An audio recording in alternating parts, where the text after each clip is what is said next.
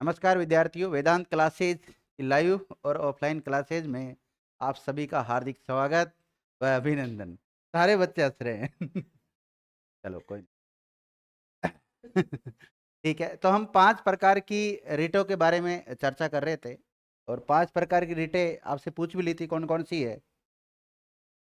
और उसमें से पहली रीट हम देख रहे थे, किसी तकनीकी समस्या के कारण उस क्लास को बीच में रोकना पड़ा और अब वापस इसको चालू कर देते हैं। सभी विद्यार्थियों ने हेडिंग डाल ली थी, परमादेश या अमेंडमेंट जिसे हम कहते हैं। और इसका मतलब है कि हम आदेश देते हैं। हम आदेश देते हैं, इसका मतलब सुप्रीम कोर्ट और हाई कोर्ट आदेश देते हैं। हम आदेश का मतलब क्या है यहाँ पर? सुप्रीम कोर्ट और हाई कोर्ट। सुप्रीम कोर्ट जो आदेश देगा वो कौन से आर्टिकल के तहत देगा? 32 के तहत। और हाई कोर्ट जो आदेश देगा वो 226 के तहत, आर्टिकल 226 के तहत देता है। ध्यान रखना। इसके बारे में कुछ लिखाया था क्या? लिखिएगा। यदि कोई लोक सेवक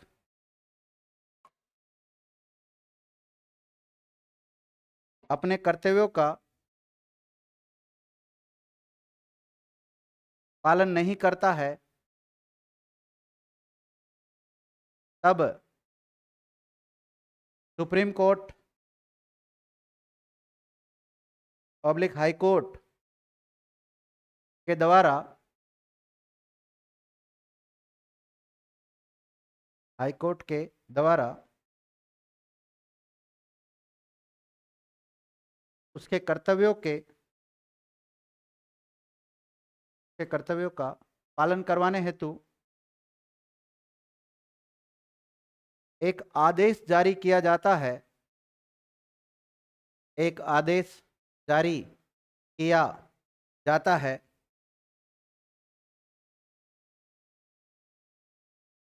उसे ही परमादेश ब्रैकेट में मैंडमस रिट कहते हैं। किसी विद्यार्थी ने एक क्लास में मेरे से पूछा था कि सर ये रिट क्या होती है? रिट का मतलब एक प्रकार से आदेश ही है ना। समझ में आ गया अब? तो ये आदेश जारी कर रहा है, कौन जारी कर रहा है? सुप्रीम कोर्ट और हाई कोर्ट। सुप्रीम अब अभी वर्तमान में हम पढ़ रहे हैं मूल अधिकार। क्या पढ़ रहे हैं? मूल अधिकार पढ़ रहे हैं। मूल अधिकारों का उल्लेख मिलता है 12 से लेकर 35 तक। तो आर्टिकल 32 के तहत सुप्रीम कोर्ट करेगा ये जो भी लाइन लिखाई है सुप्रीम कोर्ट के संदर्भ में है। लेकिन ये का यही पावर हाई कोर्ट को भी है। लेकिन वो कौन से आर्टिकल के तहत है? 226 के तहत। तो आप केवल आर्टिकल 32 में इस बात को ना माने कि केवल आर्टिकल 32 में लिखी हुई है, आर्टिकल 226 में भी बात लिखी हुई है। समझ गया ना? अगला फैक्ट। लेकिन वहां केवल आर्टिकल 226 में बात आएगी जब हाई कोर्ट की, केवल 32 की बात आएगी जब सुप्रीम कोर्ट की, और जब परमादेश की बात आएगी तो दोनों को पावर है। लिखिएगा। ऐसा आदेश, हाँ अगला फैक्ट लिखो। ऐसा आदेश किसी निजी व्यक्ति, प्राइवेट पर्सन होता है ना कोई, निजी व्यक्ति कॉमा प्राइवेट इकाई होती है ना, कोई भी यूनिट हो, प्राइवेट एजेंसी हो सकती है कोई सी भी, कॉमा निजी इकाइयों, कॉमा गैर संवैधानिक विभागों, गैर संवैधानिक विभागों के विरुद्ध जारी नहीं की जा सकती।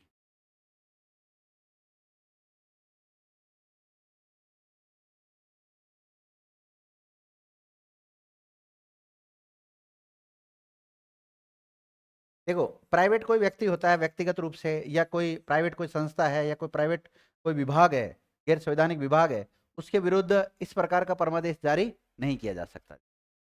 ये केवल संवैधानिक जो संस्थाएं होती है, संवैधानिक जो पद होते हैं, उनके लिए जारी किया जाता है। माना कि कोई व्यक्ति कलेक्टर के पद पर बैठा है और कलेक्टर के पद पे बेटा बेटा काम नहीं कर रहा है, तो ऐसे में हाई कोर्ट और सुप्रीम कोर्ट जारी कर सकते हैं कि भाई आपका ये कर्तव्य है, आपको ये काम करना पड़ेगा। ऐसा आदेश जारी करते हैं, उसको क्या बोलते हैं? परमादेश बोलते हैं, इंग्लिश में मैंडमस कहते हैं। अब देखो, जैसे माना कि देश में राष्ट्रपति भी है, राज्यपाल भी है। अब ये आदेश कौन जारी कर रहा है? हाई कोर्ट और सुप्रीम कोर्ट जारी कर रहे हैं। तो क्या राज्यपाल के विरुद्ध जारी किया जा सकता है? क्या राष्ट्रपति के विरुद्ध ऐसा जारी किया जा सकता है, राष्ट्रपति उसके कार्य को नहीं कर रहा तो ऐसे स्थिति में राष्ट्रपति और राज्यपाल के विरुद्ध भी परमादेश जारी नहीं कर सकता। तो लिखिए, supreme court oblique high court के द्वारा supreme court public high court के द्वारा राष्ट्रपति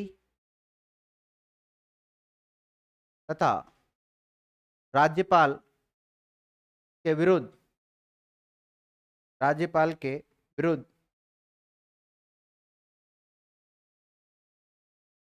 ऐसा आदेश जारी नहीं किया जा सकता। ऐसा आदेश, आदेश कौन सा? परमादेश वाली। ऐसा आदेश जारी नहीं किया जा सकता।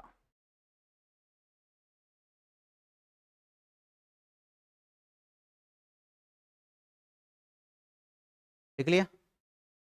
इसी के साथ आपकी एक रीट कंप्लीट हो जाती है। कौन सी वाली? परमादेश कंप्लीट हो जाती है। परमादेश कंप्लीट हो चुकी है। अब दूसरी कौन सी पढ़ेंगे हम? बंदी प्रत्यक्षीकरण हैबियस कॉर्पस। लिखिएगा, दूसरा नंबर लिखो, बंदी प्रत्यक्षीकरण। थोड़ा हर रिट के बीच में थोड़ा गैप छोड़ लेना। क्या पता आपको कभी कोई ऐसा फैक्ट मिल ही जाए कि दोबारा मैं कभी वस्तुनिष्ठ प्रश्नों का अभ्यास कराऊं, उस समय आपको कोई नया फैक्ट मिल जाए तो उसको ऐड कर लो आप यहाँ पे। नोट्स एक बार ही बनते हैं, ध्यान रखना, बार बार नहीं बनेंगे। एक बार ही बनाओ, बढ़िया ढंग के नोट्स बनाओ, फिर उनमें वैसे छोटा मोटा ऐड करना होगा, ज्यादा कुछ नहीं करना होगा।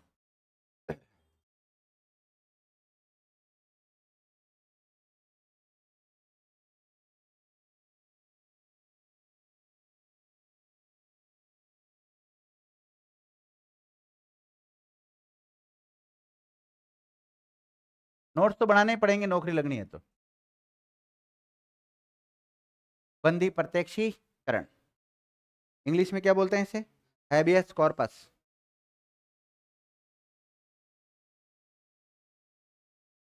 Habeas corpus. ध्यान देना, इसमें कुछ भी नहीं है, बहुत सरल है। सुप्रीम कोर्ट और हाई कोर्ट के द्वारा एक ऑर्डर जारी किया जाता है, आदेश जारी किया जाता है, और उसमें ये कहा जाता है कि भाई जो व्यक्ति गायब हुआ है उस व्यक्ति को सशरीर मेरे समक्ष उपस्थित किया जाए। क्योंकि कई बार क्या होता है, पुलिस के द्वारा भी पहले ऐसे कर लिया जाता था, किसी व्यक्ति को थाने में लाकर उसको गिरफ्तार नहीं करते थे और उसको साइड में रख के रखते थे, तो फिर उसके घर वाले कहते थे भाई पुलिस ने उसको बैठा के रख रखा है। और अभी ये प्रावधान भी कर रखा है कि किसी व्यक्ति को आप किसी मामले में गिरफ्तार करते हो तो उसको 24 घंटे के भीतर भीतर कोर्ट में पेश करना होगा। पहले पुलिस पेश ही नहीं करती थी, तो ऐसे में फिर सुप्रीम कोर्ट, हाई कोर्ट में ऐसे मामले आए सामने, तो फिर उसके बाद में इस रिट का प्रावधान किया गया। और इसमें यही है कि कोर्ट ये कहता है कि जिस व्यक्ति के घर वालों ने, जैसे माना कि आपके किसी बंधु को थाने पे बंद कर दिया और उसको 24 घंटे में कोर्ट में पेश नहीं किया जा रहा है, फिर आप कहाँ जाओगे? हाई कोर्ट ही तो जाओगे। हाई कोर्ट जाओगे तो हाई कोर्ट जाके आपको रिट लगाओगे। रिट लगाओगे तो वहाँ हाई कोर्ट के द्वारा एक ऑर्डर जारी किया जाएगा संबंधित विभाग को, माना कि पुलिस विभाग का मामला है तो पुलिस विभाग को जारी करेगा वो, और उसको कहेगा कि इस व्यक्ति को इतने समय में मेरे समक्ष उपस्थित किया जाए। मतलब जिसको थाने पे आपने लेके गए हो ना, उसको मेरे सामने लाओ, ये व्यक्ति है कहाँ पे। अब या तो पुलिस कहेगी हमने गिरफ्तार नहीं किया, या कहेगी हम ढूंढ के लाते हैं।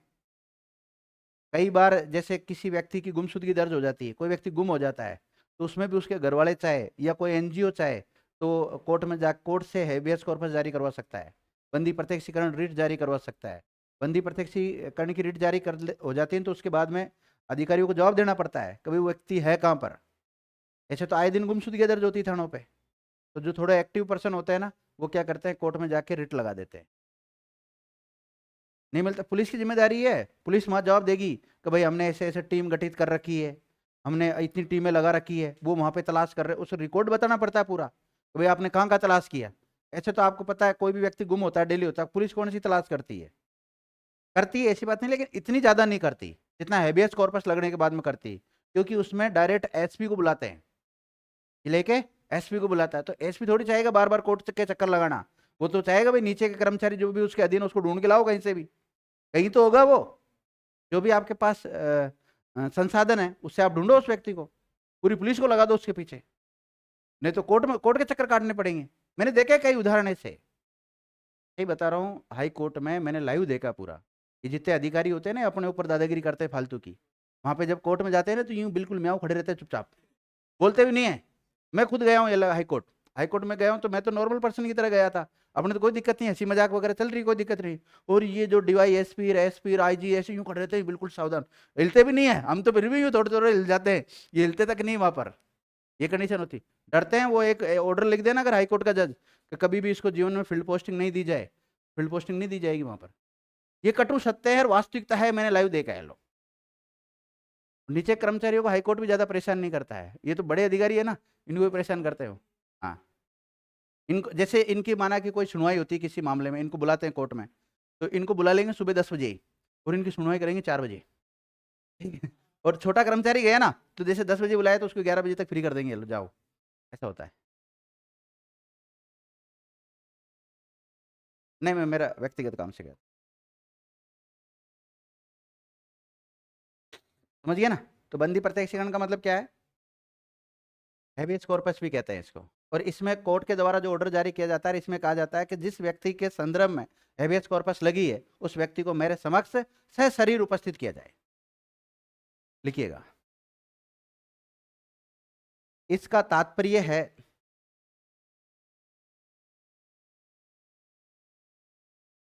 कि बंदी व्यक्ति को, बंदी व्यक्ति को, बंदी का मतलब क्या है?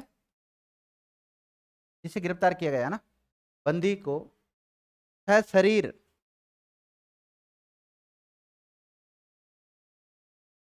सशरीर न्यायालय में उपस्थित किया जाए।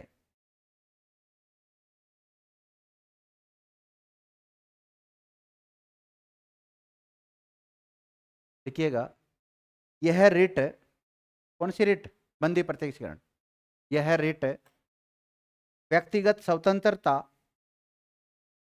व्यक्तिगत स्वतंत्रता व जीवन की सुरक्षा को जारी रखने के लिए,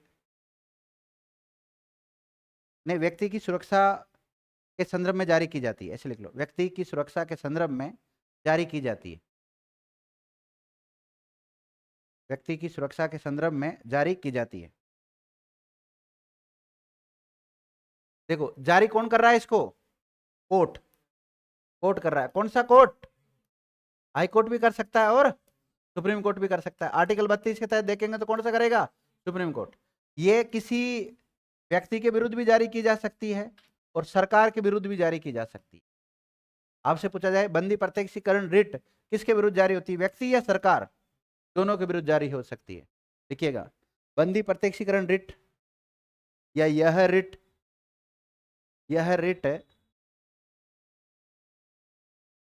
सरकार एवं व्यक्ति दोनों के ही विरुद्ध जारी की जा सकती है, दोनों के ही विरुद्ध जारी की जा सकती है।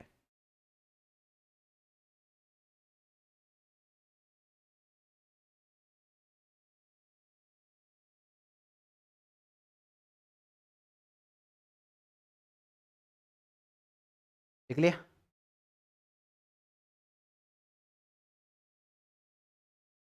अब एक काम करें, आप पहले क्यू वारंटो को लिख लो, क्योंकि ये दोनों फिर न्यायालय से रिलेटेड है, जो बाद में लिखा दूंगा इसको। पहले ये लिख लो आप, अधिकार परीक्षा। तीसरे नंबर पे किसको लिख लो अभी? अधिकार परीक्षा को लिख लो।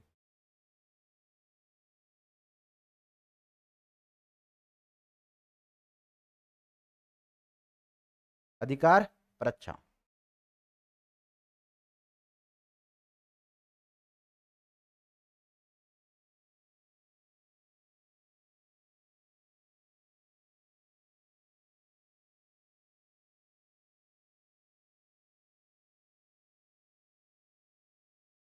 अधिकार परीक्षा, अधिकार परीक्षा को इंग्लिश में क्या बोलेंगे? Quo warranto. कई जगह को वारंटो भी मिलता है ना, बात एक ही है, को वारंटो या क्यू वारंटो।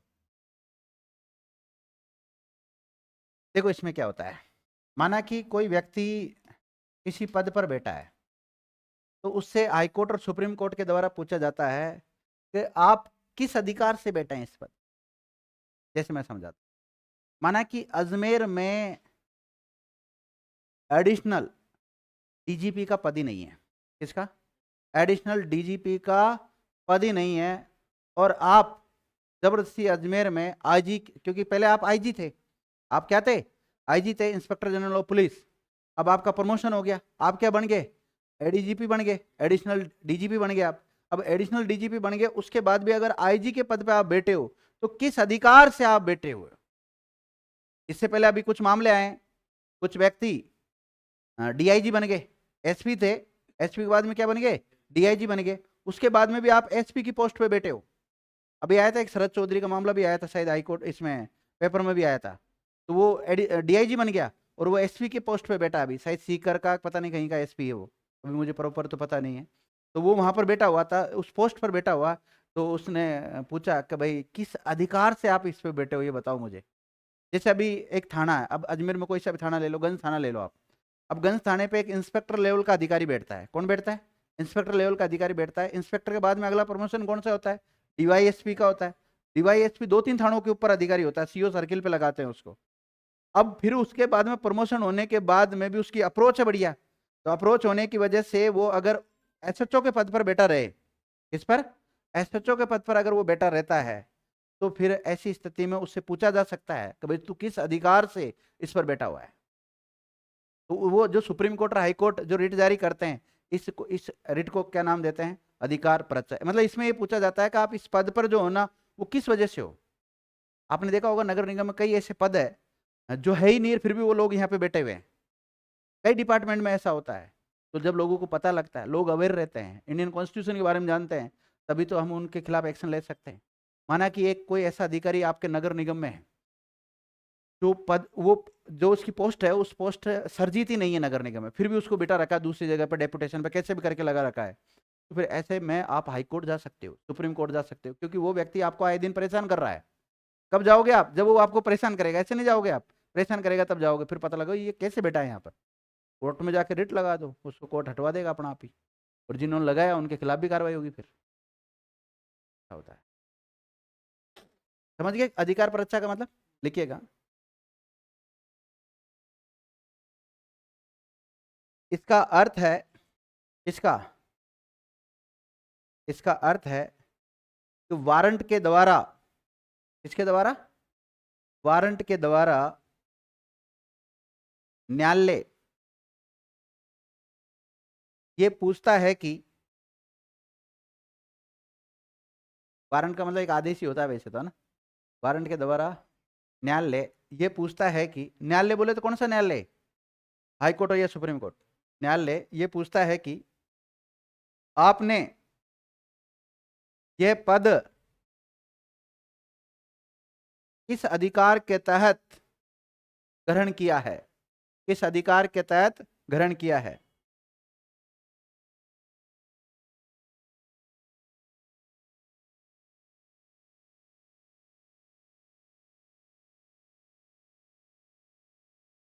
लिखिएगा।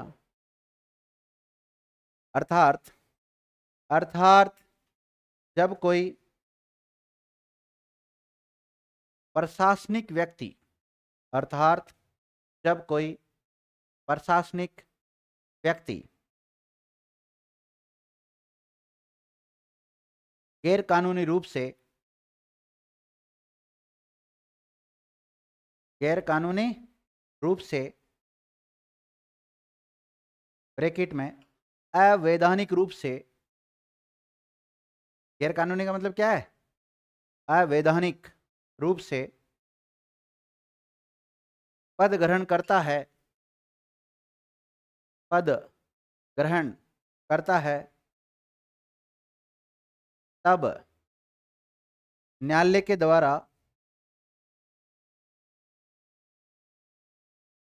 न्यायालय के द्वारा अधिकार परीक्षा रिट जारी की जाती है।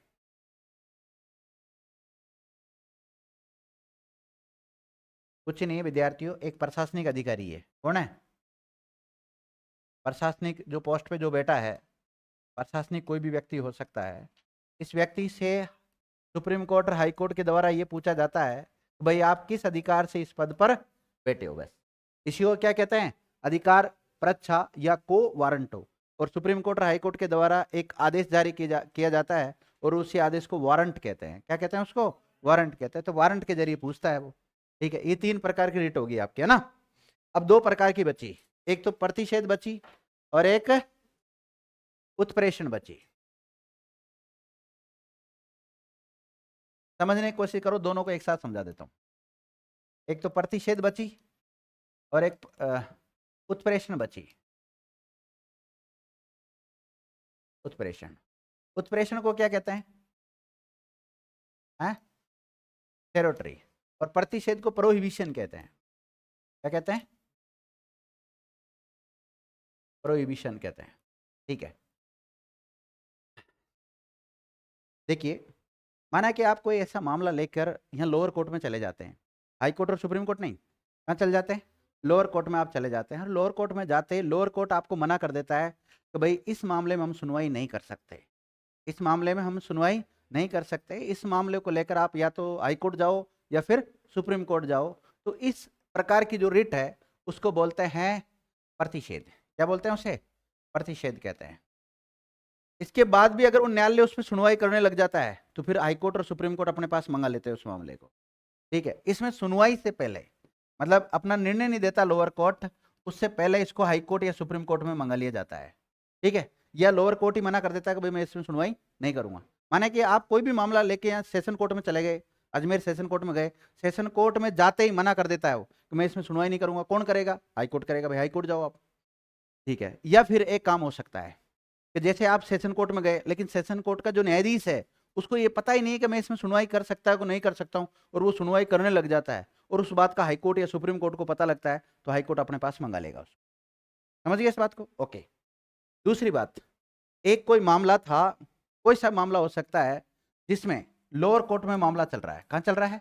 लोअर कोर्ट में मामला चल रहा है, और लोअर कोर्ट उसमें फांसी की सजा दे देता है। क्या दे देता है? क्योंकि उसके अधिकार क्षेत्र में ही नहीं था, इसके अधिकार क्षेत्र में नहीं था। क्योंकि फांसी की सजा कौन देगा? हाई कोर्ट दे सकता है या सुप्रीम कोर्ट दे सकता है। सामान्यतः बता रहा हूं, मैंने एक वैसे एग्जांपल लिया है। तो अब इस मामले को कौन मंगाएगा अपने पास? हाई कोर्ट या सुप्रीम कोर्ट। जो अपने पास मंगा लेते हैं उसको कहते हैं उत्प्रेषण। तो अगर मोटे मोटे शब्दों में इसको सीखना चाहे, सीधा सीधा सीखना चाहे, तो ये तो सुनवाई से पहले अपने पास मंगा लेता है हाई कोर्ट और सुप्रीम कोर्ट, और ये सुनवाई के बाद में अपने पास मंगाता है। इसने फैसला दे दिया, फांसी की सजा पे दे दी इसने तो, लेकिन फिर हाई कोर्ट और सुप्रीम कोर्ट को जो उचित लगता है वो करते हैं इसमें। अरे मैंने तो समझाया आपको, वैसे समझाया, उदाहरण दिया है। अब ये एक्चुअली में क्या है, ये जो मैं समझाना चाह रहा हूँ ये बात मुझे अच्छी तरह आती है, क्योंकि मैंने तो कोर्ट की पूरी प्रोसीडिंग देखी है। तो कोर्ट की प्रोसीडिंग कैसे चलती? कोर्ट में मामला जाता ही सजा थोड़ी हो जाती है, कोर्ट में भी तो लंबा चलता है केस। तारीख पे तारीख जज साहब। चलो देवा की अदालत में फैसला कराएंगे फिर। क्या लिखा आपने? एक लिख लो, कोई सी, कौन सी पढ़ोगे पहले बताओ? प्रतिषेध लिख लो। प्रतिषेध। चौथे नंबर पे कौन सी लिखी है? प्रतिषेध। इंग्लिश में जरूर लिख लेना, प्रोहिबिशन। प्रोहिबिशन लिख लिया? लिखिएगा। प्रतिषेध का शाब्दिक अर्थ मना करना या रोकना होता है। क्या होता है? मना करना या रोकना होता है। मना करना या रोकना होता है। लिखिएगा। देखो ये जो प्रतिषेध रिट जारी कौन करेगा? हाई कोर्ट और सुप्रीम कोर्ट करेंगे, ध्यान रखना। लिखिएगा, यह रिट अधीनस्थ न्यायालयों, अधीनस्थ न्यायालयों, लोअर कोर्ट होते हैं ना, सबऑर्डिनेट कोर्ट्स। अधीनस्थ न्यायालय को इंग्लिश में क्या बोलते हैं? Subordinate courts. यह रिट अधीनस्थ न्यायालयों तथा न्यायिक अधिकारियों, न्यायिक अधिकारी जानते हो ना, जज हो गए, लोअर कोर्ट में जज नहीं होते क्या, उनको कहते हैं न्यायिक अधिकारी। या फिर न्याय से संबंधित कोई काम करते हो कोर्ट में, जो होते हैं ना कई कर्मचारी, उनको भी कहते हैं न्यायिक अधिकारी।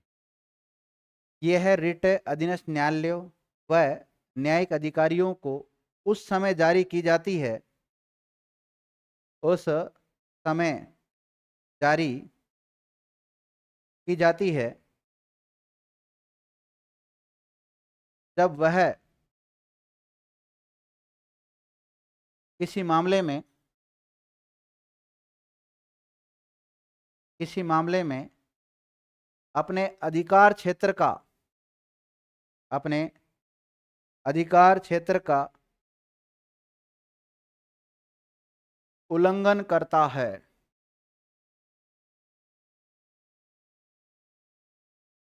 उल्लंघन करता है तो उसे रोकने के लिए ही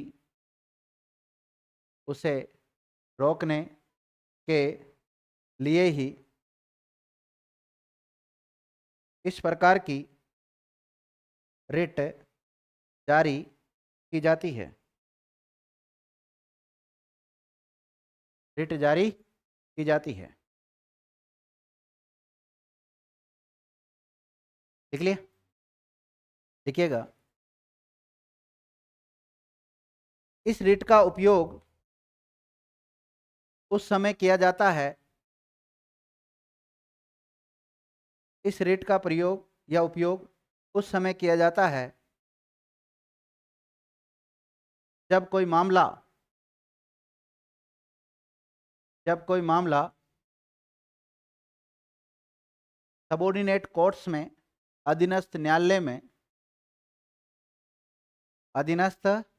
न्यायालय में पेंडिंग हो। सबऑर्डिनेट कोर्ट्स में क्या हो?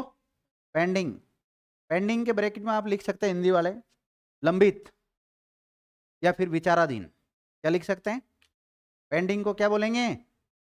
लंबित या विचाराधीन। कोर्ट में लंबित बोलते हैं ना, कई बार मामला कोर्ट में लंबित है, मामला कोर्ट में विचाराधीन है, मामला कोर्ट में पेंडिंग चल रहा है, उस समय जारी की जाती है। देखिएगा, अर्थात प्रतिषेध रिट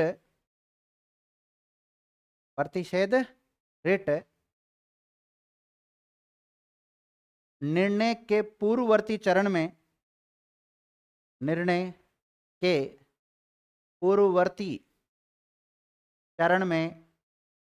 जारी की जाती है।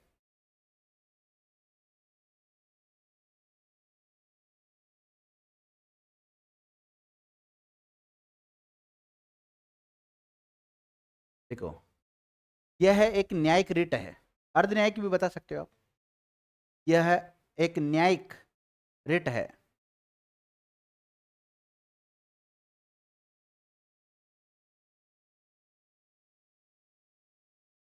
जब ये ऐसी रिट जारी हो जाती है तो फिर ऐसे में जो लोअर कोर्ट होता है वो क्या करता है, उस मामले को बिना सुनवाई किए हुए आगे हाई कोर्ट या सुप्रीम कोर्ट के पास भेज देता है। जैसे मैंने बताया ना, आप गए लोअर कोर्ट में जाते, उसने मना कर दिया, कभी इसकी सुनवाई कहाँ होगी? हाई कोर्ट में। ये कई बार ऐसा भी होता है कि आप जैसे हाई कोर्ट सुनवाई करने का अधिकार है हाई कोर्ट को, तो आप जैसे जाते हो कोर्ट में, आपकी एप्लीकेशन तो ले लेंगे, वो स्वीकार तो कर लेंगे, लेकिन स्वीकार करते हैं उसको क्या करते हैं, वो आगे भेज देते हैं, हाई कोर्ट या सुप्रीम कोर्ट में भेज देते हैं। एक मामला इससे थोड़ा अलग है वो, लेकिन उसको समझा देता हूं मैं आपको।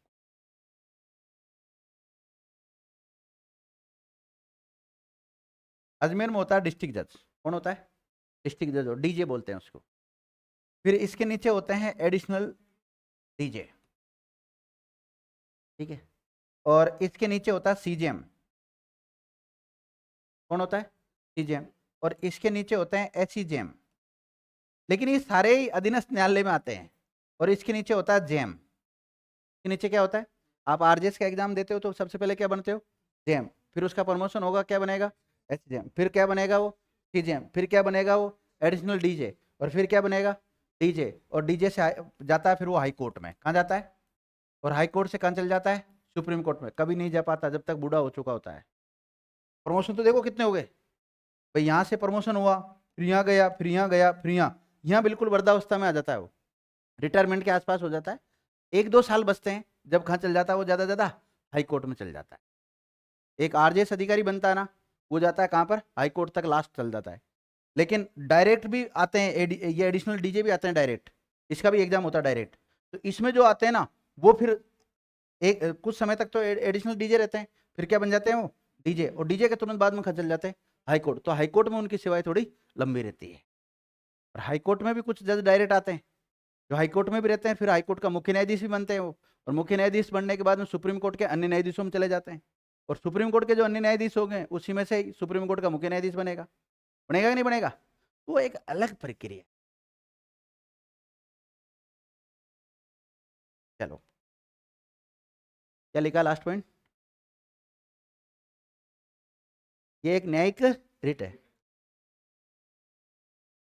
ये लिखा दिया कि निचली अदालत बिना सुनवाई के उच्च अदालत में मामलों को भेज देती है। लिखो, नोट डालो। निचली अदालत के द्वारा, निचली अदालत का मतलब सबोर्डिनेट कोर्ट्स, अधीनस्थ न्यायालय। निचली अदालत के द्वारा, निचली अदालत के द्वारा, ब्रैकेट में लिखो अधीनस्थ न्यायालय। निचली अदालत का मतलब क्या है?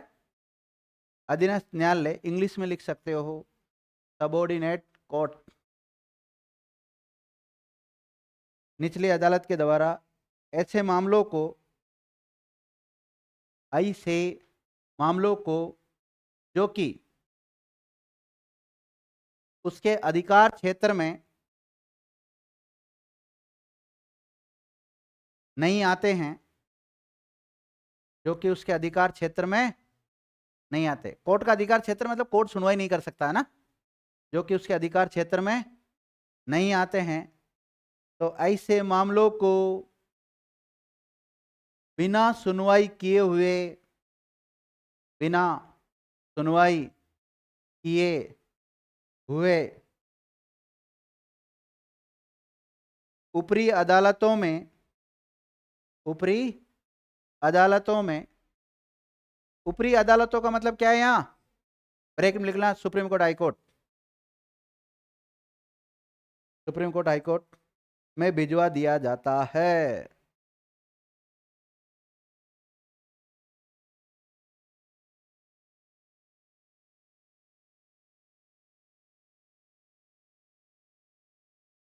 लिख लिया? अब आप लिखे अगली 5वें नंबर की रिट, उत्प्रेषण। कौन सी?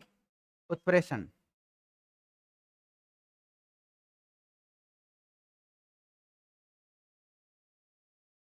और इसको कहते हैं सेरोटरी, या फिर सर्टोररी भी बोलते हैं कुछ लोग। सेरोटरी लिख लो, सही है, आराम से बोल तो देंगे सेरोटरी को, नहीं तो सरोटरी। सर्टोररी है ना, सर्टोररी या फिर सेरोटरी जो भी है।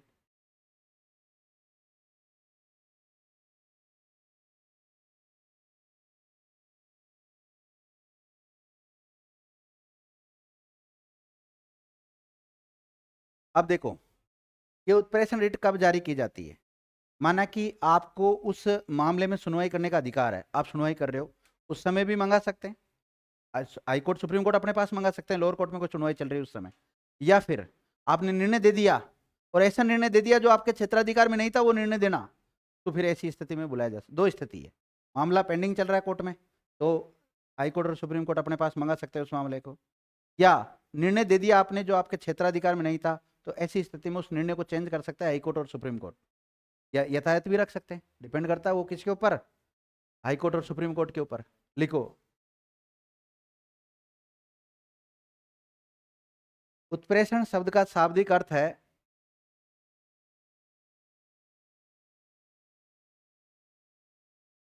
प्रमाणित करना या प्रमाणित होना।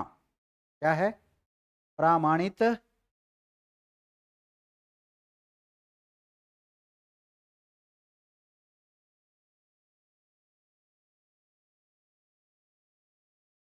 प्रमाणित करना। देखिएगा, जब अधीनस्थ न्यायालयों के द्वारा, जब अधीनस्थ न्यायालय के द्वारा ऐसा कोई निर्णय दे दिया जाता है, ऐसा कोई निर्णय दे दिया जाता है जो उसके अधिकार क्षेत्र से, उसके अधिकार क्षेत्र से बाहर है तो ऐसी स्थिति में high court oblique supreme court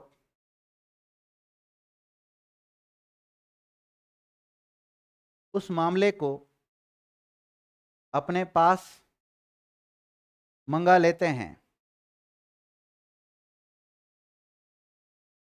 तो ऐसे मामले को हाईकोर्ट अपने पास मंगाएगा और उसके लिए एक आदेश जारी करेगा, उसी को क्या कहते हैं?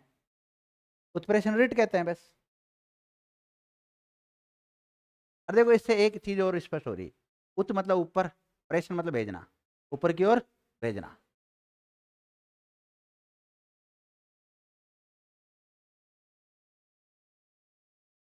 देखो, यह भी एक न्यायिक रिट है, यह भी एक न्यायिक रिट है।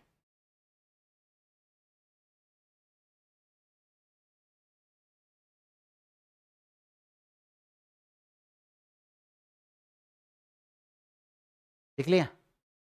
तो इसी के साथ आर्टिकल 32 में जो 5 प्रकार की रिट दे रखी है, वो 5 प्रकार की रिट हमने पूरी पढ़ ली। पढ़ी कि नहीं पढ़ी? पहली कौन सी पढ़ी? परमादेश, बंदी प्रत्यक्षीकरण, प्रतिषेध, उत्प्रेषण और अधिकार प्रच्छा। तो पहली बात तो 5 के नाम याद होने चाहिए हिंदी में, और 5 के इंग्लिश में नाम याद होने चाहिए, और फिर किस में क्या प्रावधान होता है, क्या प्रावधान किए गए हैं, सारे फैक्ट आपको पता होना चाहिए। चलो पूछता हूं, कोशिश करता हूं। परमादेश में क्या होता है? किसको आदेश देते हैं? क्यों आदेश देते हैं? हाँ, कर्तव्यों को उसका पालन करवाने के लिए क्या दिया जाता है? आदेश देता है सुप्रीम कोर्ट और हाई कोर्ट के द्वारा। बंदी प्रत्यक्षीकरण का मतलब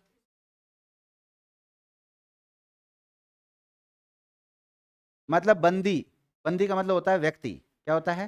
बंदी, व्यक्ति को सशरीर न्यायालय में पेश किया जाए, इसका मतलब ये होता है।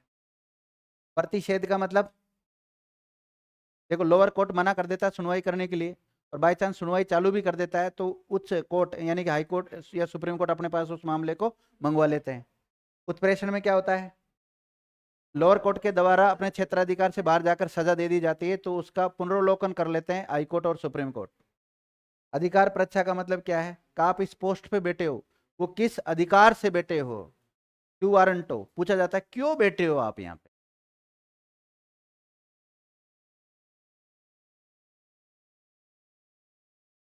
ठीक है, ये हो गया आपकी कम। अब आर्टिकल 32 कंप्लीट हो गया। मूल अधिकारों में अगला आर्टिकल कौन सा आता है? 33 आता है, 33। तो लिख लो 33।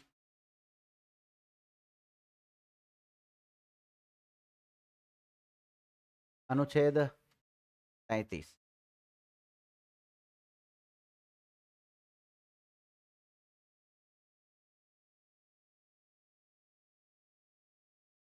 लिखिएगा, सशस्त्र बलों के लिए मूल अधिकारों से संबंधित प्रावधान।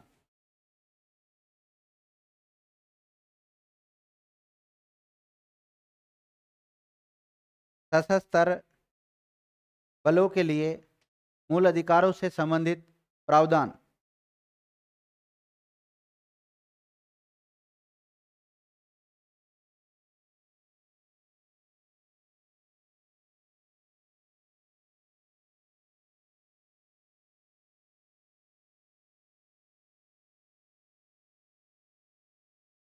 जैसे मेरी बात सुनो,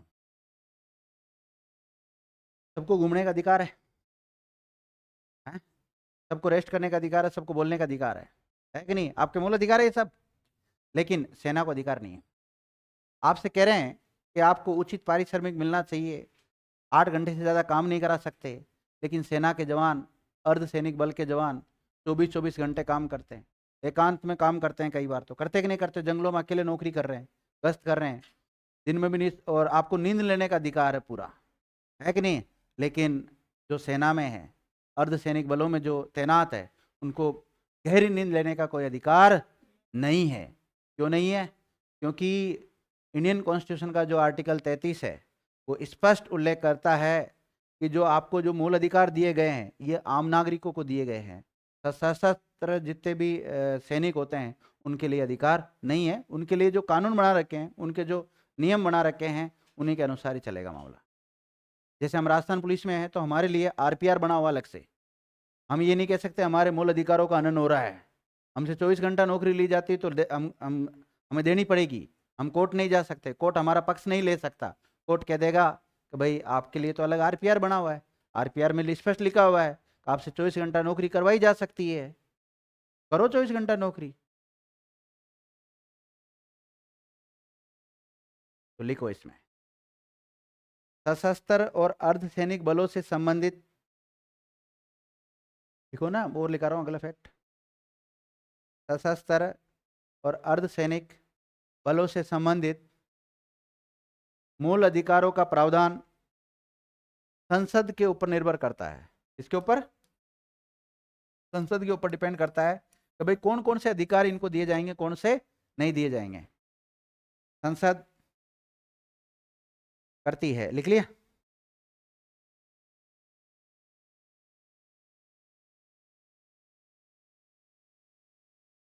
देखो इन बलों के लिए निम्न कानून बने हुए हैं। इन बलों के लिए सशस्त्र बल वगैरह ना, तो लिखो इन सशस्त्र बलों के लिए निम्नलिखित कानून बने हुए हैं। उन कानूनों के तहत इनको प्रोटेक्ट किया गया है। पहला लिखो आप,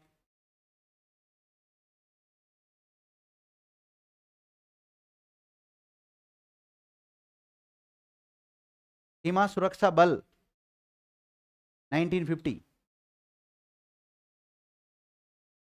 सीमा सुरक्षा बल अधिनियम 1950 बना हुआ है।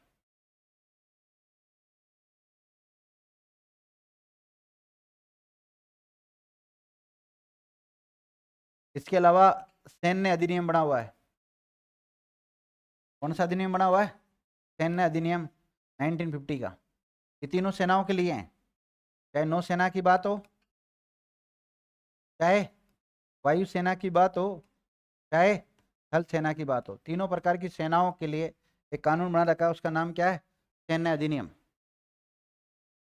लिख लिया। तीसरा लिखो, पुलिस बल अधिकारों का निर्बंधन, पुलिस बल अधिकारों का निर्बंधन,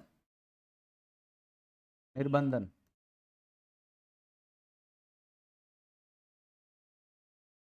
अधिनियम, ये कब का है? 1966, 1966 का कानून बना हुआ है। इनके तहत उनको सुरक्षा प्रदान की गई, बाकी मानव अधिकार वगैरह नहीं लागू होते। तो कुल मिला के सेना के ऊपर मानव अधिकार लागू नहीं है। खाना कैसा मिले खाना पड़ेगा, नहीं तो जो आपके जो एक्ट बने हुए हैं उनमें जो प्रावधान कर रखा है उनको पढ़ लो पहले अच्छी तरह।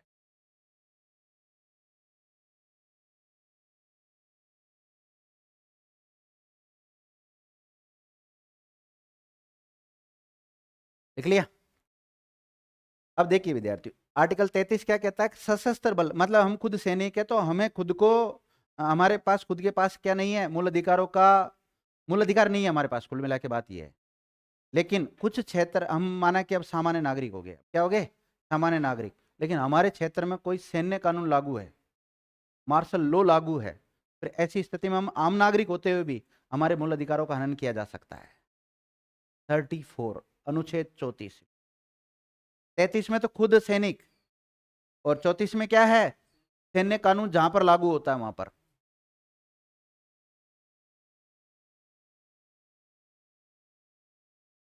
अनुच्छेद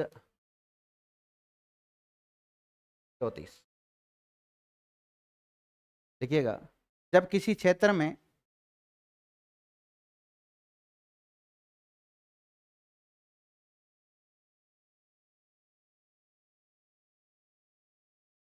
जब किसी क्षेत्र में सैन्य विधि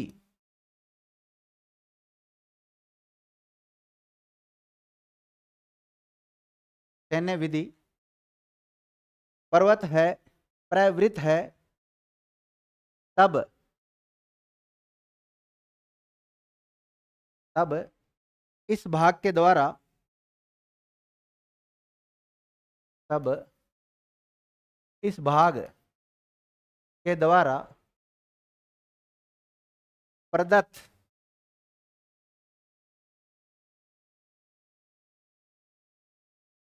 प्रदत्त किए गए अधिकारों का प्रदत्त किए गए अधिकारों का निर्बंधन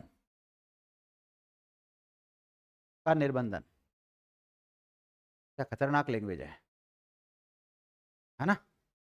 ये मतलब पॉलिटिकल साइंस की शब्दावलियाँ होती है। मैं आपको वैसे समझा देता हूँ कि जिस क्षेत्र में सैन्य कानून लागू है वहाँ पर मूल अधिकार लागू नहीं होंगे। वहाँ के जो नागरिक है, चाहे आम नागरिक ही है, उनके ऊपर वो अधिकार लागू नहीं होते। इस लाइन का मतलब यही है, लिख लो। जिस क्षेत्र में सैन्य शासन सैन्य शासन ब्रैकेट में मार्शल लॉ लागू हो जाता है लागू हो जाता है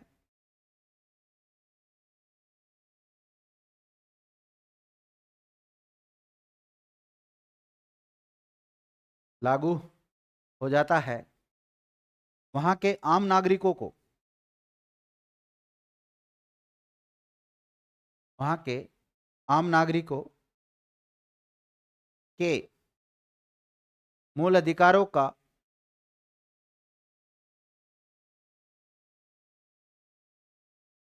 यदि उल्लंघन हो जाता है,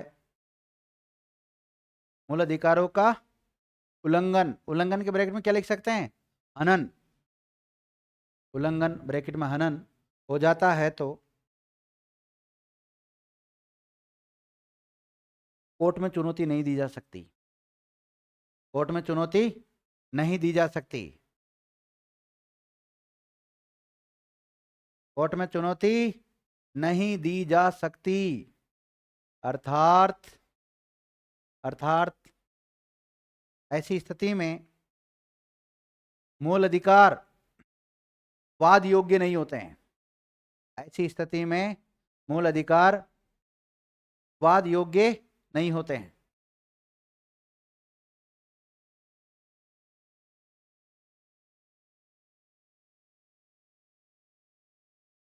ठीक है। जैसे एक बार असम में लगा था अफस्पा कानून, कौन सा, अफस्पा। जैसे असम में अफस्पा, कौन सा कानून है, अफस्पा, ये सैन्य कानून है, ध्यान रखना, लागू हुआ था 1958 में लगा था। ये कब लगा था, 1958। कभी भी लग सकता है, किसी भी क्षेत्र में लग सकता है। जैसे माना कि अभी बॉर्डर पे आपको पता है युद्ध जैसे हालात हो गए थे, तो बॉर्डर पर भी वहाँ के नागरिकों को भाई मूल अधिकार मिले हुए हैं सबको। भारत के जितने भी नागरिक हैं सबको मूल अधिकार मिले हुए हैं। लेकिन अब देश में ऐसी कंडीशन होगी तो वहाँ पे अगर सैन्य कानून लगाने की आवश्यकता पड़े, अगर मार्शल लॉ लग जाता वहाँ पर, फिर ऐसी स्थिति में वहाँ के लोगों को कैसे भी उनके साथ अत्याचार भी होता है ना, तो भी वो कोर्ट नहीं जा सकते। कोर्ट भी जाएंगे ना तो कोर्ट ये कहेगा भाई ये मूल अधिकारों का उल्लंघन नहीं है, क्योंकि आर्टिकल 34 प्रावधान करता है इस बात का। आर्टिकल 33 में क्या है, खुद सेना के लिए, खुद सैनिकों के लिए। और 34 क्या है, सैन्य कानून जहां पर लागू होते हैं वहां के लिए है। अब 35 बचा और अंतिम आर्टिकल बचा जिसका नाम क्या है, 35। कौन सा, संसद, संसद, संसद बनाएगी, लिख लो, नोट डाल के लिख लो। सैन्य कानून संसद के द्वारा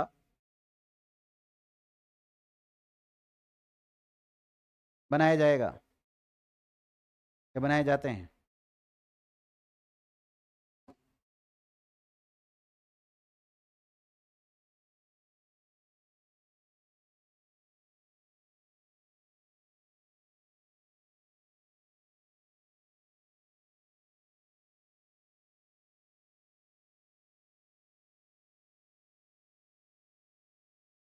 लिख लिया।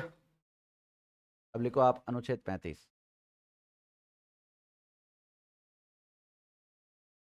अनुच्छेद 35 देख लिया। अब देखो आर्टिकल 35 क्या कहता है विद्यार्थियों। आर्टिकल 35 ये कहता है कि मूल अधिकारों से संबंधित जो भी कानून है वो कौन बनाएगी?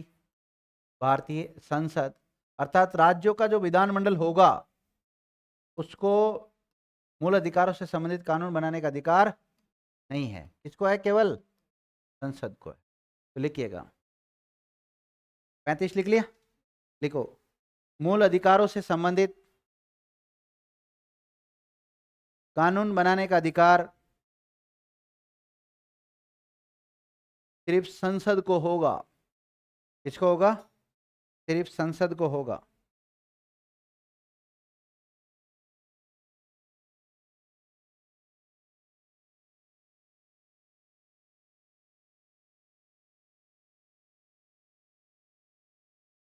नोट, इस मूल अधिकारों से संबंधित कानून राज्यों के विधानमंडल के द्वारा नहीं बनाया जा सकता। राज्यों के विधानमंडल के द्वारा नहीं बनाया जा सकता।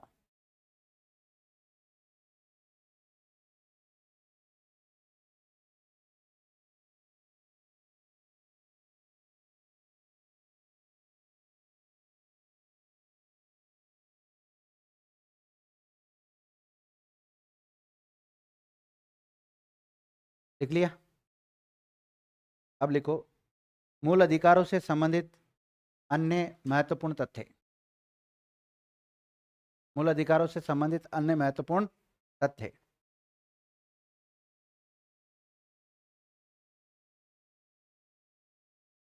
अन्य महत्वपूर्ण तथ्य।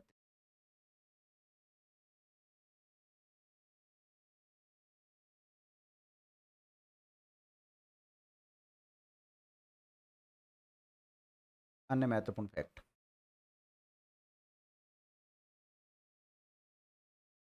गोलकनाथ वर्सेज पंजाब सरकार का जो केस चला था वो कब चला था? 1967 में। कब चला था? देखो क्या मूल अधिकारों में संशोधन हो सकता है? यस या नो? मूल अधिकारों में संशोधन हो सकता है क्या? हो सकता है।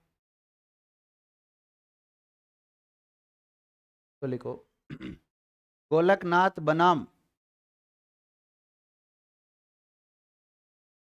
गोलकनाथ बनाम पंजाब सरकार, पंजाब सरकार वाद 1967 में 67 में सुप्रीम कोर्ट ने कहा कि, क्योंकि संविधान के व्याख्याकार कौन है? सुप्रीम कोर्ट ही है। सुप्रीम कोर्ट ने कहा कि मूल अधिकारों में संशोधन नहीं किया जा सकता। क्या कह दिया इसने?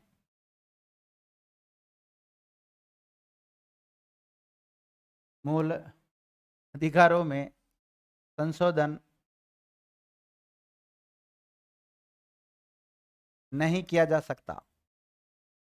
ने तो ये बोल दिया। तो आप तो कह रहे हो संशोधन किया जा सकता है। गोलकनाथ वाले केस में मना किया था सुप्रीम कोर्ट ने। गोलकनाथ का जो केस चला था सुप्रीम कोर्ट में, उसमें सुप्रीम कोर्ट ने अपने निर्णय में कहा था कि मूल अधिकारों में किसी प्रकार का कोई अमेंडमेंट नहीं हो सकता। लेकिन आपको पता है एक बहुत बड़ा केस आया था और उस केस को सब याद करते हैं, केशवानंद भारती बनाम केरल सरकार। केरल सरकार वाद 1973 में सुप्रीम कोर्ट ने कहा, अपना निर्णय देते हुए कहा कि मूल अधिकारों में क्या किया जा सकता है? संशोधन किया जा सकता है, लेकिन आर्टिकल 368 के प्रावधानों के तहत। लिखो मैं लिखा देता हूं, केशवानंद भारती वर्सेज केरल सरकार वाद 1973 में सुप्रीम कोर्ट ने अपना निर्णय देते हुए कहा कि सुप्रीम कोर्ट ने अपना निर्णय देते हुए कहा कि मूल अधिकारों में संशोधन किया जा सकता है। मूल अधिकारों में संशोधन किया जा सकता है। मूल अधिकारों में संशोधन किया जा सकता है। मूल अधिकारों में संशोधन किया जा सकता है, लेकिन अनुच्छेद 368 अनुच्छेद 368 के प्रावधानों के तहत, इसके तहत अनुच्छेद 368 368 के प्रावधानों के तहत। अब देखो, जैसे हम भाग 20 पढ़ते हैं, कौन सा पढ़ते हैं? भाग 20। तो भाग 20 में एक ही आर्टिकल आता है, 368 आता है, और इसमें उल्लेख मिलता है, भाग 20 का ही नाम है संविधान संशोधन। क्या नाम है? संविधान संशोधन नाम है। और इस संविधान संशोधन में 368 के तहत संविधान में जो संशोधन होता है दो प्रकार से होता है, विशेष बहुमत से। किससे? विशेष बहुमत से, तथा विशेष बहुमत प्लस 50% से अधिक राज्यों की सहमति से। ये राज्यों की सहमति चाहिए। दो प्रकार से होता है इसमें संशोधन। हालांकि भारत का जो संविधान है, भारत का जो संविधान है उसमें 3 प्रकार से संशोधन किया जा सकता है, साधारण बहुमत से, और विशेष बहुमत से, और विशेष बहुमत प्लस 50% से अधिक राज्यों की सहमति से। लेकिन आर्टिकल 368 दो ही बात करता है, विशेष बहुमत और विशेष बहुमत प्लस 50% से अधिक राज्यों की सहमति। तो अगर मूल अधिकारों में संशोधन करना है तो दो रीति से होगा। कितने रीति से होगा? दो रीति। कौन कौन सी है? विशेष बहुमत से और विशेष बहुमत प्लस 50% से अधिक राज्यों की सहमति से। लेकिन पूरे कॉन्स्टिट्यूशन में अगर बात करें संशोधन की तो 3 टाइप से होता है, साधारण बहुमत, विशेष बहुमत और विशेष प्लस 50% से अधिक राज्यों की सहमति से। क्या लिखा लास्ट फैक्ट आपने? कंटिन्यू लिखा देता हूं, बोलो रे। लिखा क्या है इसके अंदर? नया बोलना।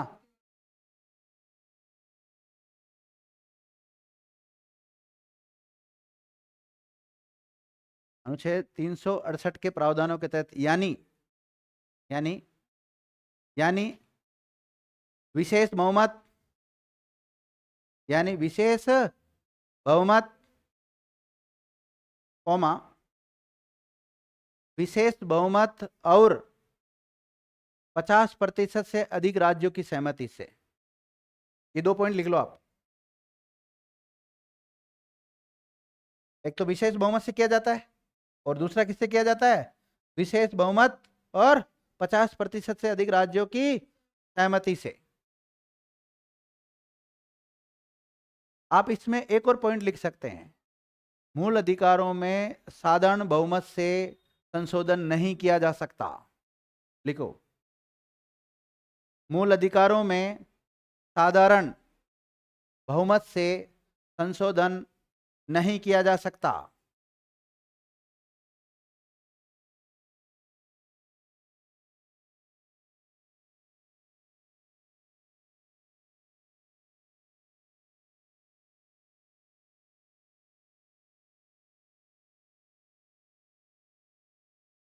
लिख लिया?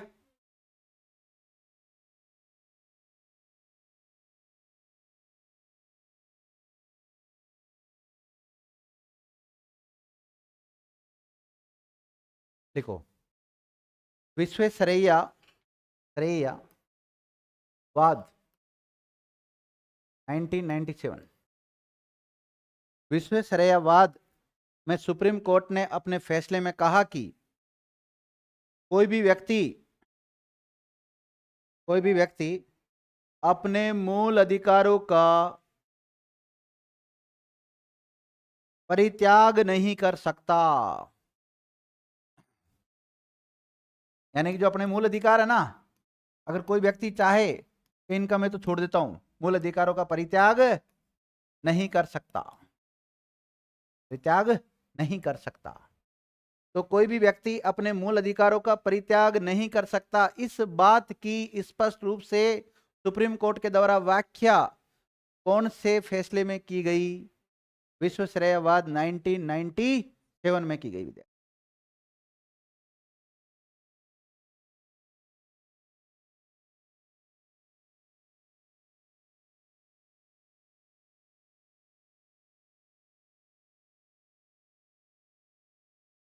लिख लिया?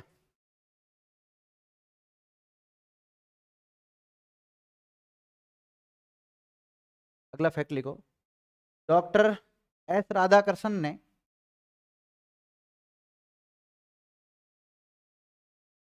डॉक्टर एस राधाकृष्णन ने मूल अधिकारों को डॉक्टर एस राधाकृष्णन ने मूल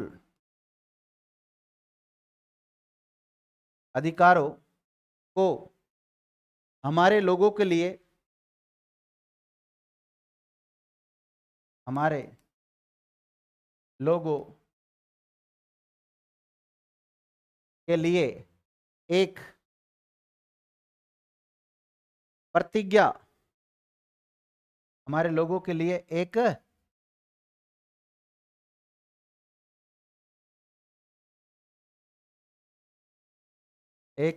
प्रतिज्ञा, शुद्ध उच्चारण करेंगे प्रतिज्ञा, तथा सभ्य विश्व के साथ, सभ्य विश्व के साथ समझौता कहा था। सभ्य विश्व के साथ किया गया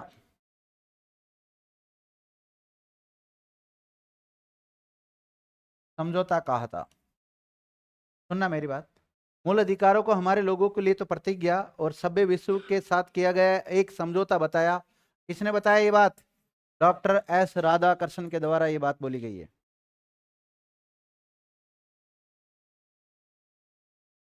देखो, मूल अधिकार का उल्लेख किस में मिलता है? भाग 3 में मिलता है। भाग 3 में क्या है? मूल अधिकार। भाग 4 में क्या है? नीति निर्देश तत्व। और भाग 4 क में क्या है? मूल कर्तव्य है। तो लिखिएगा अगला फैक्ट। मूल अधिकार बिना मूल कर्तव्यों के, मूल अधिकार बिना मूल कर्तव्यों के उसी प्रकार है मूल अधिकार बिना मूल कर्तव्यों के उसी प्रकार है जैसे जैसे मनुष्य के बिना परछाई।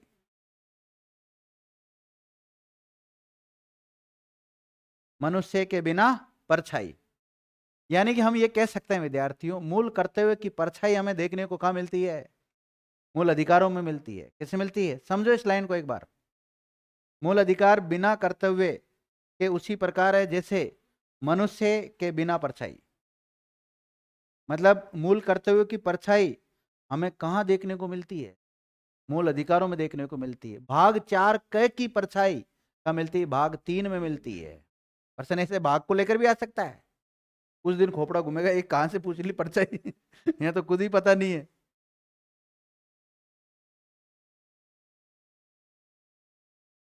अगला फैक्ट लिखो। मूल अधिकारों के अतिरिक्त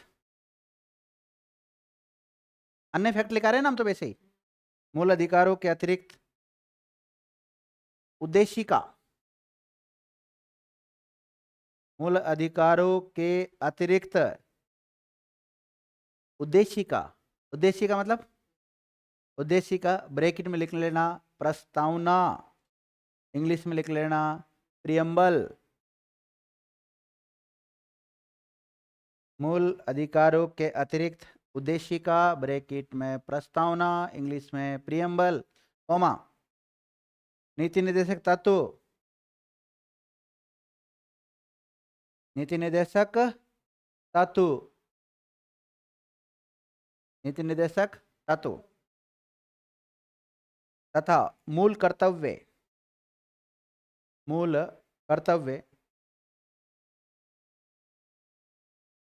मानव अधिकार अलग होते हैं, ध्यान रखना। मानव मूल अधिकार अलग है, मानव अधिकार अलग होते हैं। मानव अधिकार ही बोलते हैं अगर संधि करेंगे तो इसको। मानव अधिकार की सार्वभौमिक घोषणा 1948, मानवाधिकार की सार्वभौम घोषणा 1948 के सिद्धांतों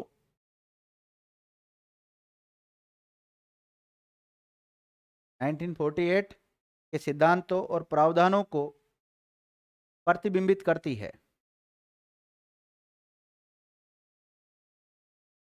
प्रतिबिंबित करती है। ध्यान दीजिए विद्यार्थियों, इसका मतलब यह है इस लाइन का, जब मानव अधिकारों को लागू करवाने के लिए 1948 में एक सार्वभौमिक घोषणा की गई थी ना। 1948 में जो सार्वभौमिक घोषणा की गई थी उसको, उसकी एक झलक हमें कहां कहां देखने को मिलती है? मूल अधिकारों में, नीति निर्देश तत्वों में, मूल कर्तव्यों में। 3 जगह देखने को मिलती है। और एक उद्देशिका में। किस मिलती है? उद्देशिका में। मतलब मानव अधिकारों से रिलेटेड एक घोषणा की गई थी 1948 में। उसके जो सिद्धांत है उनको प्रतिबिंबित कहां कहां किया गया? मूल अधिकार भाग 3, नीति निर्देश तत्व भाग 4, मूल कर्तव्य भाग 4 क में। उसके अलावा जब स्टार्टिंग में हम कॉन्स्टिट्यूशन पढ़ना चालू करते हैं प्रीएम्बल में, कहां पर? प्रीएम्बल में हमें देखने को मिलती। अगला फैक्ट लिखो।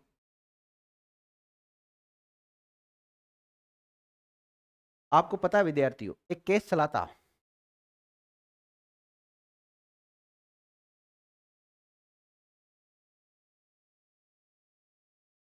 विशाखा वर्सेस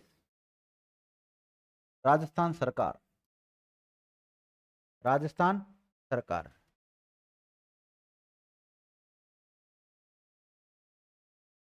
1997 में सुप्रीम कोर्ट ने फैसला दिया था, और उसने जो फैसला सुनाया ना, उस फैसले को हम नाम देते हैं विशाखा गाइडलाइन। क्या नाम देते हैं?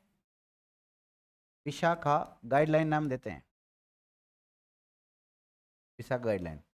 तो विशाखा जो गाइडलाइन जारी हुई थी वो इस केस के निर्णय के बाद जारी हुई थी।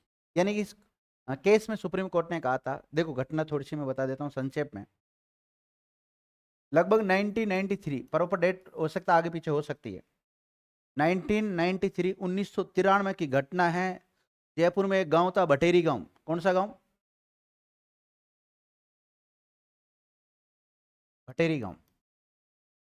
राजस्थान का मामला है इसलिए मुझे थोड़ा सा पता है, और इस केस के बारे में थोड़ी सी स्टडी कर रखी है, इसलिए बता देता हूँ। भटेरी गांव की घटना है। आपको पता है महिपाल मदेरणा का भंवरी के साथ कोई लफड़ा हुआ था? महिपाल मदेरणा की राजनीति समाप्त किसकी वजह से हुई है? भंवरी देवी की वजह से हुई है। तो ऐसी भंवरी देवी यहाँ पर भी थी एक।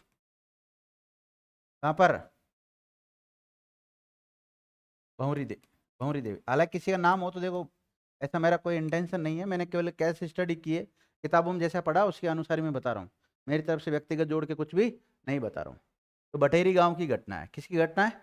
भटेरी गांव की घटना है। एक भंवरी देवी नाम की लेडी थी, जो कि गांव में लोगों को जागरूक करने का काम करती है ना। कई लोग सेविका टाइप में होती है या नर्स टाइप में होती है, तो लोगों को अवेयर करती है कि बाल विवाह वगैरह नहीं करना चाहिए। तो ये अलग अलग गाँव में जाती थी। मैं भटेरी गाँव में भी गई थी। तो भटेरी गाँव में ज़्यादातर गुर्जर समाज के लोग रहते थे।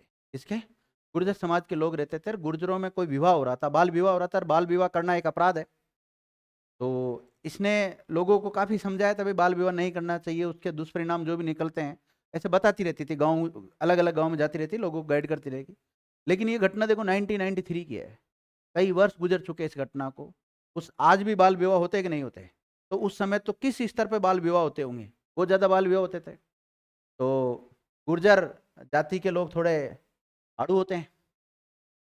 अब आड़ू होते हैं तो उन्होंने क्या किया, ये जो भंवरी देवी ने उनके जैसे गुजरों में एक शादी हो रही थी, बच्चों की शादी हो रही थी, छोटे छोटे बच्चों की, तो इसने पुलिस में केस कर दिया उनके खिलाफ। पुलिस को सूचना दे दी, पुलिस आ गई, पुलिस ने आकर वो विवाह रुकवा दिया। ब्याह खराब करवा दिया। ब्याह खराब किसने करवाया बताओ? भंवरी देवी ने करवाया। तो गुर्जर समाज के जो युवा थे नए नए, उनको गुस्सा किसके ऊपर आया? भंवरी देवी, कि भंवरी देवी का इलाज करते हैं। भंवरी देवी का इलाज ऐसा किया कि सर्दियों का समय था, गांव में आपको पता बड़ी बड़ी सरसों होती है, तो ऐसी स्थिति में इसके साथ बलात्कार हो जाता है। वो गुर्जर समाज के लोग क्या कर देते हैं, इसके साथ बलात्कार कर देते हैं। बलात्कार करते हैं तो इसने फिर थाने पे मुकदमा दर्ज कराया। मुकदमा दर्ज हुआ तो लोअर कोर्ट ने जो फैसला दिया, उस फैसले में सभी आरोपियों को क्या कर दिया? बरी कर दिया, क्योंकि भंवरी देवी के पास कोई भी गवाह नहीं था। सारे बरी हो गए। तो राजस्थान में एक एनजीओ काम करता है, राजस्थान में एक एनजीओ काम करता है, शायद जोधपुर में इसका हेडक्वार्टर है, और उसका नाम है विशाखा। ये एनजीओ है। विशाखा क्या है? एनजीओ है। एनजीओ का फुल फॉर्म होता है नॉन गवर्नमेंट ऑर्गेनाइजेशन, एक गैर सरकारी संगठन है। इस गैर सरकारी संगठन ने इस मामले को उठाया, हाई कोर्ट गया, सुप्रीम कोर्ट गया। कौन सा एनजीओ? विशाखा एनजीओ गया। सुप्रीम कोर्ट ने फैसला दिया कि भाई ये भंवरी देवी का वर्क पैलेस था, और वहां पे वो काम करने के लिए गई थी, और वहां पे उसको काम करने से रोका गया। तो ये तो कुल मिला के उसका, आपको, आप कहीं भी जाके काम कर सकते हो ना भारत में, ये आपका मूल अधिकार है। तो ये कहीं ना कहीं उसके मौलिक अधिकारों का क्या हुआ है? हनन हुआ है। क्यों ना भारत सरकार को एक ऐसा कानून बनाना चाहिए जो महिलाओं को उनके कार्यस्थल पर यौन उत्पीड़न से संरक्षण प्रदान करे। और ऐसा कानून बनाया गया है। आपका जब कानून पढ़ोगे आप, इसमें 2013 का एक कानून है, कार्यस्थल पर महिलाओं का संरक्षण अधिनियम 2013, वो इसी विशाखा गाइडलाइन के तहत बनाया गया कानून है। ठीक है, मैंने इसको संक्षेप में बताने की कोशिश की है आपको। तो विशाखा गाइडलाइन जारी की गई। अब मैं क्या पढ़ा रहा था आपको, क्या लिखा लास्ट इसमें, भूल गया मैं तो, पता नहीं कहाँ पहुंच गया। हाँ, अगला फैक्ट लिखो। विशाखा बनाम राजस्थान सरकार बाद 1997 में विशाखा गाइडलाइन जारी की गई। विशाखा गाइडलाइन जारी की गई। विशाखा गाइडलाइन जारी की गई। और इसी गाइडलाइन के आधार पर, इसी गाइडलाइन के आधार पर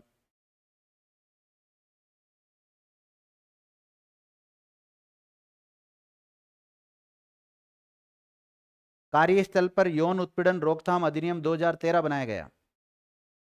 कौन सा कानून बनाया गया? कार्यस्थल पर यौन उत्पीड़न रोकथाम अधिनियम 2013 बनाया गया। 2013 का कानून है, ध्यान रखना।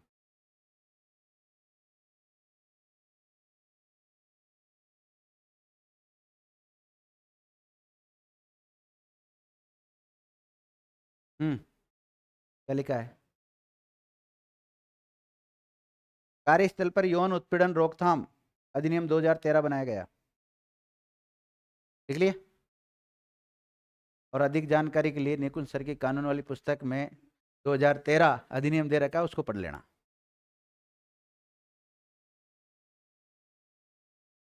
नोट डाल के लिख सकते हो आप।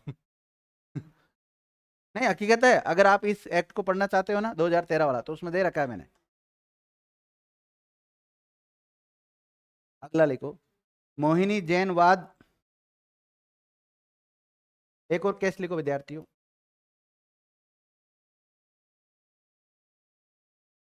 मोहिनी, डबल मात्रा आती है कि सिंगल आती? सिंगल ही ठीक है।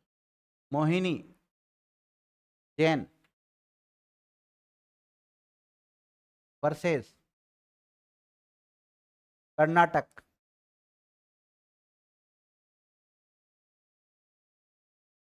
राज्य वाद 1992। कब का है ये? 1992 में सुप्रीम कोर्ट ने अपने निर्णय में कहा कि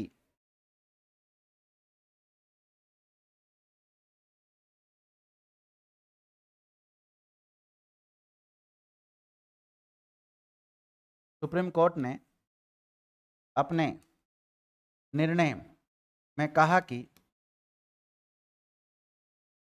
शिक्षा का अधिकार, अपने निर्णय में कहा कि शिक्षा का अधिकार,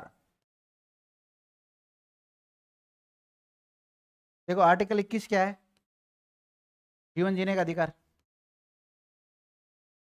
तो इस केस में सुप्रीम कोर्ट ने कहा कि शिक्षा का अधिकार जीवन जीने के अधिकार का ही हिस्सा है। इस क्या लिखा है? शिक्षा का अधिकार जीवन जीने के अधिकार में ही निहित है। निहित का मतलब होता है समाहित, है ना, उसी के अंडर आता है।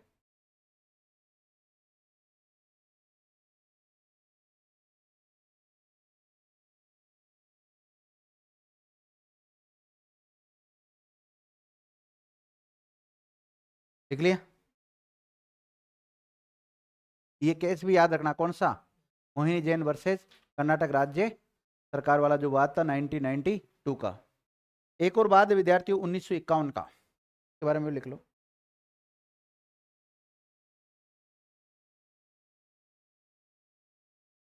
चंप कम दोराई, चंप कम दोराई बनाम मद्रास राज्य, कौन सा? मद्रास को अभी तो क्या कहते हैं, चेन्नई। मद्रास राज्य वाद 1951 में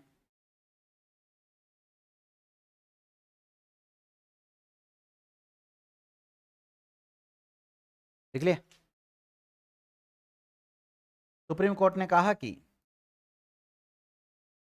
सुप्रीम कोर्ट ने अपने निर्णय में कहा कि देखो, फंडामेंटल राइट्स और जो नीति निर्देशक तत्व है इनमें टकराव हो जाता है, तो ऐसी स्थिति में वरीयता किसको दी जाएगी? फंडामेंटल राइट्स को। कौन से केस में कहा? चंप कम दोराई वर्सेज मद्रास राज्य वाला केस था, उसमें देखिएगा। 1951 बाद में सुप्रीम कोर्ट ने कहा कि मूल अधिकार तथा नीति निर्देश तत्वों में विवाद होने पर विवाद होने पर विवाद होने पर मूल अधिकारों को वरीयता दी जाएगी या वरीयता दी जाए।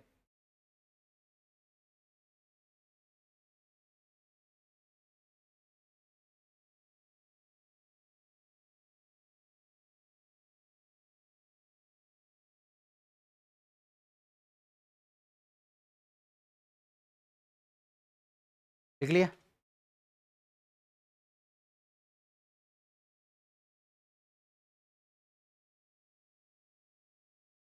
देखो, ज्ञान कौर बनाम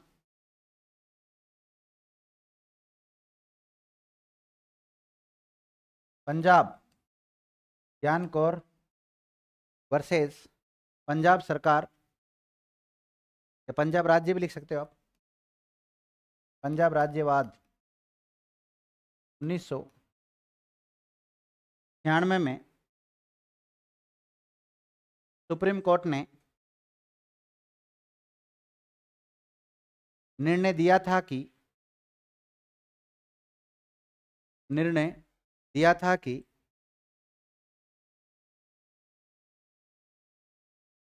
जीवन जीने के अधिकार में जीवन जीने के अधिकार में जीवन जीने का अधिकार का उल्लेख कौन से आर्टिकल मिलता है? जीवन जीने के अधिकार में मरने का अधिकार ब्रैकेट में आत्महत्या, मरने का अधिकार ब्रैकेट में आत्महत्या का अधिकार शामिल नहीं है।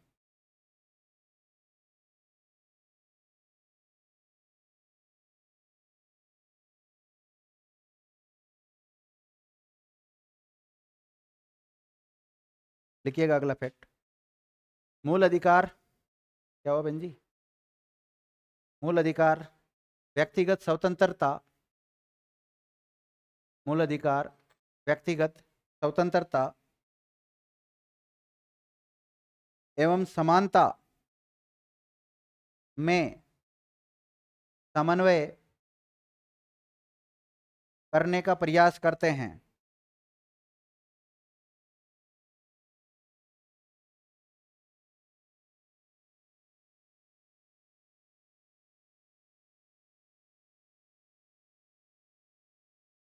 लिख लिया?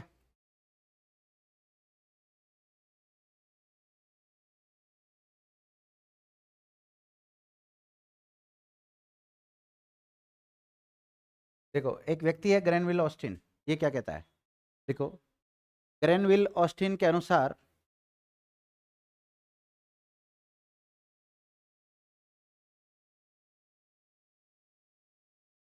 ग्रेनविल ऑस्टिन के अनुसार मूल अधिकार और नीति निर्देशक तत्व सम्मिलित रूप से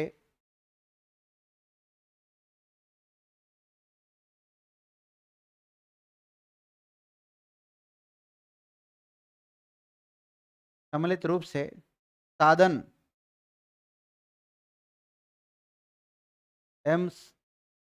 एवं साध्य का घोषणा पत्र है। साधन एवं साध्य का घोषणा पत्र है।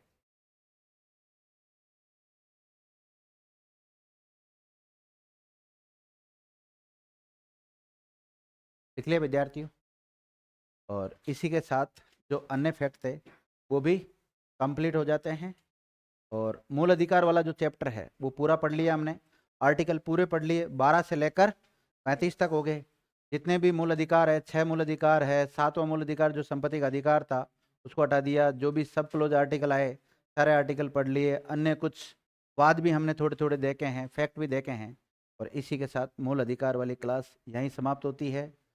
मिलेंगे नेक्स्ट क्लास में नीति निर्देशक तत्वों के साथ। जब तक के लिए धन्यवाद।